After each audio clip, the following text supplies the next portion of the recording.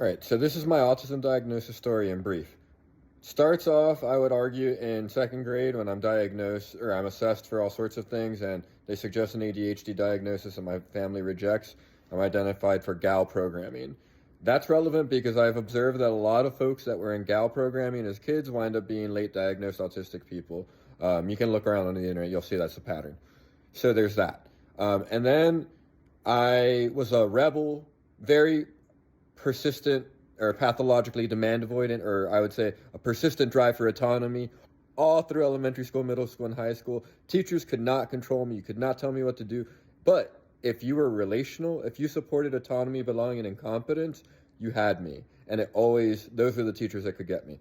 Right? So I was a PDA autistic child, undiagnosed, in gifted programs that had the rare teacher who knew how to get me to engage. It was autonomy, belonging, and competence. Once I learned that language and I learned self-determination theory, I went, aha, that's how they got me. Like, that's what it was. So I become an adult. I get rejected from a electricians union apprenticeship program because my high school record was very punk rock. I skipped school a ton. I was in honors and AP classes, but didn't like get good grades in them. And like you can see, I had less and less over time. And that electricians union panel during the interview, they laughed me out. They said, why would we want you? Look at you.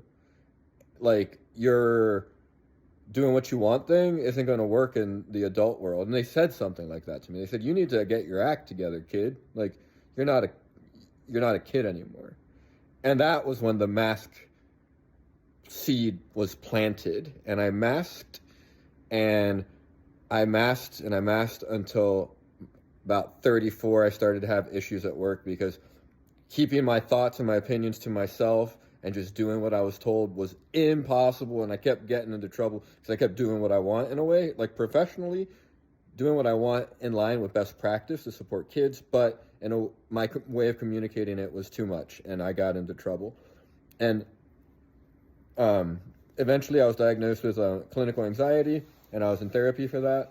The clinical anxiety, I received therapy for like months, and it helped a little bit, but I kept coming back to the same behaviors, sensory issues in particular. And my partner had flagged, you're probably autistic, like can't diagnose you, but like we should follow that. So I switched therapists to a neurodivergent specialist who has worked with autistic people, and I was assessed, including all the personal history I just shared and using the RADS assessment. And I was very autistic, and boy, am I autistic.